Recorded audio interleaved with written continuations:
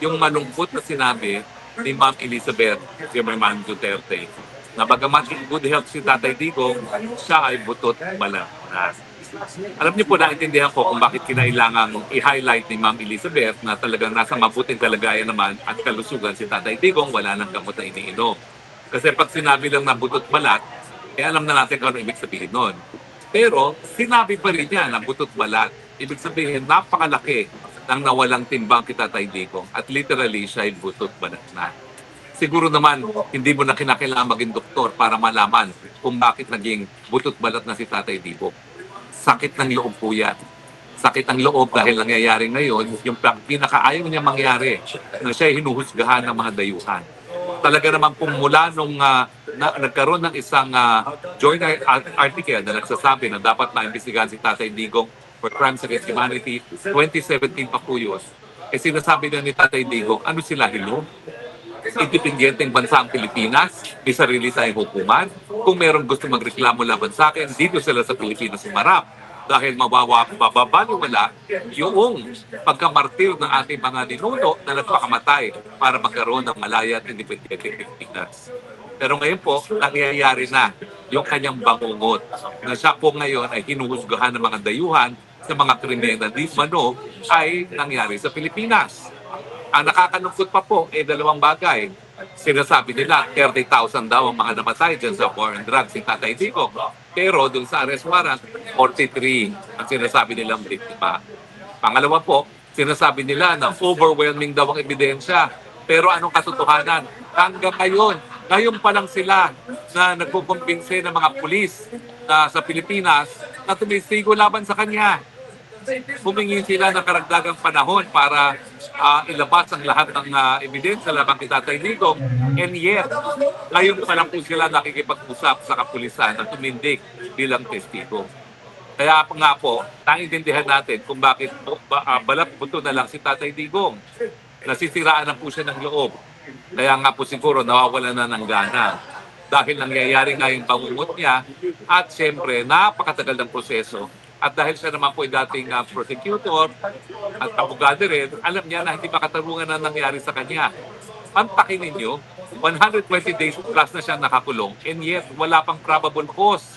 Sa Pilipinas po kasi, bago ka makasuhan sa hukuman, dumaan ka na sa proseso ng preliminary investigation. At titignan na doon kung merong ang krimen na nangyari at may posible ba na inasasakta lang gumawa ng krimen. Ngayon po, wala pang ganon. Mangyayari pa lang po yan simula September 23 sa confirmation of charges.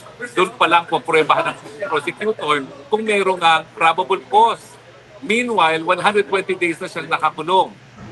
Sa totoo lang po, sinabi naman ni Ma'am Elizabeth na butot balat, yung ibang mga anak naman talaga ay nalulungkot din dahil kada bisita nila, nakita niyo naman kung paano yung naging asta ni Mayor Baste. Lungkot na lungkot siya doon sa huling araw niyang pagdalaw.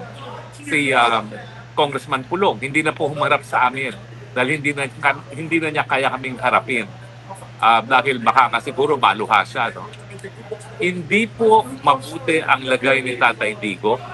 Yan po ay dahil sa sama ng loob. Yan po ay dahil sa nangyari sa ating bansang Pilipinas, hindi lang nangyari sa kanya. Malungkot po ang nangyari sa kanya dahil nga po linabagang soberenya natin at ngayon po ay linalabag ang karapatang pantao rin ni Tatay Digong. Well, bago po ako magpatuloy, dumarating ang pagkain namin tanghalian, pero tanungin ko muna po itong ating mga kababayan. Anong nararamdaman nyo nung nabalitaan nyo na butot balat na si Tatay Digong? Unahin po natin dito, no? Ito po ang namumuno nitong grupong to. Ito po, 2015 na pa, ay DDS na. Tayo po, si Emily, no? Si Emily po ay DDS na 2015 pa lamang. Balik-balik po sila rito, ha? Ilang oras kayo sa England papunta rito? Tumatsal? 13 hours. Balik-balik po yan. Ilang beses ka na bumalik mula nang kinulong si Tatay Digong? Po, doon nakasampung beses na kumulay. 10 beses. Napakagastos po niyan. Magkano rin ang gastos nyo? Dahil kada punta nyo rito, nag-aarkila kayo ng bus at nag-aano kayo ng hotel. No? Magkano kada punta nyo rito? Well, napakalaki po ng gastos po. Kasi sa hotel lang, tsaka sa bus pa, o syempre pagkain pa namin, Pero yan po ay galing sa bulsa namin. Voluntary po ang pagpunta namin dito. Hindi po namin iniisip ang aming gastos. Ito po ay para kay Tatay Digong. Para ipakita po namin ang buong suporta at pagmamahal po sa ating mahal na Tatay Digong. Kami po ay nalulungkot noong nalaman namin, narinig po namin, attorney, ang live po ni Ma'am Elizabeth na nagsasabi na gano'n na nga po kalagayan ni Tatay Digong. Ang sakit po sa amin na mga supporter ni Tatay Digong na totoong nagmamahal sa kanya. Kung ano po ang kalagayan niya. Sana po maparinggan ng ating government ngayon, lalo na sa ating presidente ngayon na si President Marcos. Sana mapakinggan niya ang mga hinaing ng lahat ng mga tao na nagmamahal kay Tatay Digong. Nakauwi na po siya. Yun lang po ang hiling namin. Yun lang po ang pinapanalangin namin na makauwi po ng matiwasay na maayos si Tatay Digong. Si Tatay Digong po ay 80 years old na. Nasa loob ng ICC, Detention Center, na dapat wala siya dyan. Ginawa niya na maayos ang Pilipinas. Siya lang po ang nakapagbigay ng maayos na buhay sa ating mga Pilipino sa Pilipinas. Yan po sana ang maisip ng mga tao na gumawa nitong krimen kay Tatay Digong. Biro mo naman, binyahin nila si Tatay Digong, walang passport. It's illegal. Illegal po ito niya ang pagdala na kay Tatay Digong.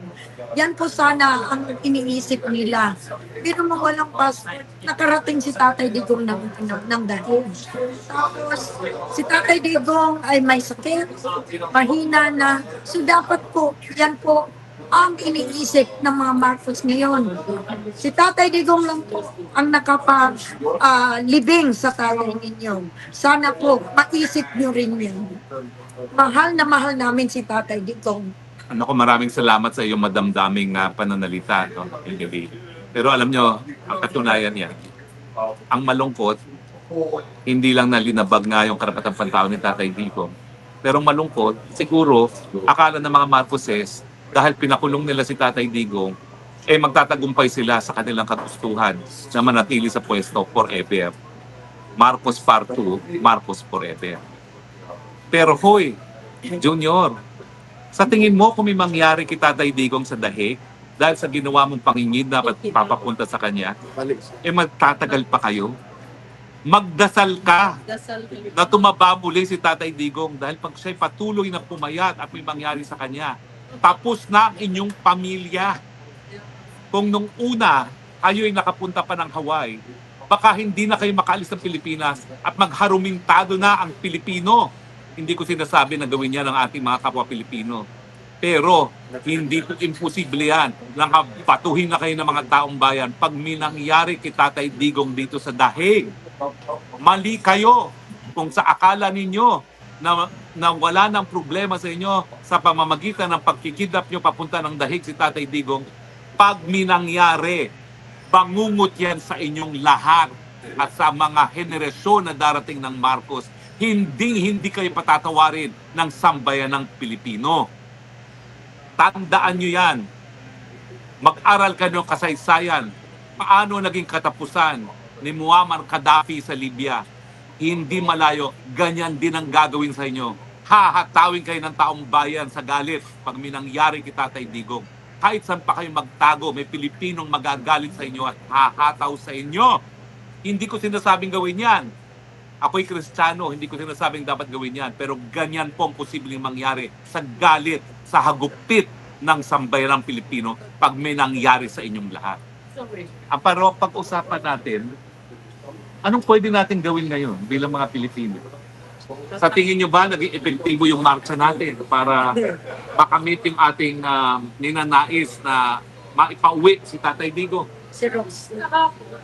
Nakaramdaman ng mga tao yung solidarity na sama-sama tayo na nagmarcha. Kasi yun lang ang alam namin gawin yung magmarcha para makita na may mga Pilipino, kahit nakatira kami sa London, pumupunta kami dito in any way we can sa sarili naming gastos. Pero yun lang. Pero sa totoo lang, nananalangin kami gabi-gabi, naiiyak kami gabi-gabi. Kasi he's 80 years old. Enough. Ang tagal niya nang nasa detention. Kung may kailangang magdesisyon ng ICC, kailangan pati sila. So gusto na sunugin namin ng building ng ICC. Bakit nila kinikip si Digong on what charges? Ang tagal ng September. Pero lahat kami nangangarap na makalaya at totoo lahat sinabi ni Attorney Harry Roque. Napakaraming Pilipino. Yung iba hindi makarating dito because of some reasons. Pero ang dami namin kilala, magkakaroon uli ng sigalot pag may nangyari kay tatay. Yes. Yun lang masasabi ko. Malinaw po ang aming sinasabi na di po namin iniinganyo gumamit ng dahas ng taong bayan. Pero sinasabi namin na katotohanan. Kung sa tingin nyo na wala ang problema dahil nawala sa Pilipinas si Tatay Digong, kapag may nangyari, mas malaki ang problema ninyo. Dahil ngayon pa lang, nanarayan ng Tatay Digong na nakakulong, buong mundo, alam na kung gano'ng kamahal si Tatay Digong. At ngayong naririnig namin na butot balat na siya, hindi po namin matanggap yan. Dahil alam po namin na ang Pilipinas naging mas maunlad, mas mapayapa, at ang mga Pilipino, taas ulo ngayon na sila ay Pilipino dahil kay Tatay Digong. Hindi po kami sumasamba kay Tatay Digong dahil sa kanyang pagkatao. Ginagalang po namin siya at binibigyan pugay dahil sa liderato na pinakita niya. Hanggang ngayon po, matapos siya maging presidente, matapos maging kongresista, mayor, nakatira sa bahay Kalapati sa Davao. Hindi ko po talaga akalain na magkakaroon ng isang leader na hindi magpapasasa sa posisyon. Pero yan po ang Tatay Digong. At yan po ang dahilan kung bakit mahal na mahal ng taong bayan si Tatay Digong. Kayo po, sino pa pong gusto magsalita? Ma'am, ano pa po ang gusto niyo pang gawin? Kanino pa umiiyak yan eh? Kanina pa umiyak. Sige po. Kami po from London, nung una namin pong malaman na si Tatay Digong ay na illegally kidnap, sobrang lungkot po namin. That's why, kasi nakatutok po kami nung March 11 po eh. Yung March 11 po, nakatatak na po sa utak namin yung ginawa nilang pambabastos kay PRRD na dati nating presidente. Pati yung pambabastos niya sa pamilya na walang nakikinig sa mga pakiusap nila habang kinikidnap siya. So, nung marinig po namin yun sa UK, nag-usap-usap po kami talaga na kailangan namin makarating straight away. Kaya after March 11, pumunta po kami ng Den Haag ng March 23 para maibigay po namin yung suporta namin kay PRRD from UK. March 11, na-meet namin si Vicky Sara, sila Spokes Harry, Senator Robin. And then after that, para nagpahinga lang kami ng 5 days sa UK, balik na naman kami ng birthday ni Tatay Digong noong March 28. Kasi gusto namin na, kahit hindi namin nakikita si Tatay Digong personally, andun yung support namin. So from then on, like me personally, 5 times na ako nakarating sa Den Haag. With our own money, time and effort just to show our support. And also we do prayer every day para si Tatay Digong. Nandun pa rin yung kanyang strong spirit na someday, hopefully, makuha niya yung tunay na hustisya niya. Kahit alam natin na ginigipit siya ng ating sariling gobyerno sa Pilipinas. So hopefully maraming makinig sa kanya. Kahit yung mga taga-ICC, maging patas naman sila sa gagawin nilang judgment sa kanya. At saka gusto rin namin ipakita, gusto rin namin idadasal namin na yung mga nag-a-akso sa kanya, ng mga kanyang mga kasalanan, sana maisip naman nila kung talaga bang may kasalanan si Tatay Digong sa kanila or kasi 'di ba alam naman natin na marami diyan na impluwensyahan lang eh. Kasalita sila na hindi naman totoo. So sana mag-speak up din sila kung sila yung mga tunay na tunay na natulungan ng legacy ni PRRD against drugs, illegal drugs. Alam namin maraming naging taong natulungan, naging matino dahil sa mga project ni PRRD. So, sobra kaming nalulungkot dahil bakit ngayon bumabalik sa yata yung kwento. But anyway, we can only offer our prayer for PRRD at saka sa family niya.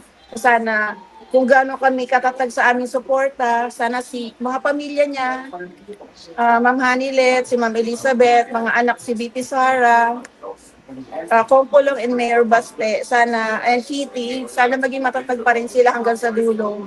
Katulad ni Scopes Hari na palaging nandyan for PRRD, gano'n din kami. Lalaban tayo hanggang dulo. Duterte pa rin, Pilipinas, Duterte pa rin. Thank you. Salamat po. Alam niyo po, tinatanong ko kung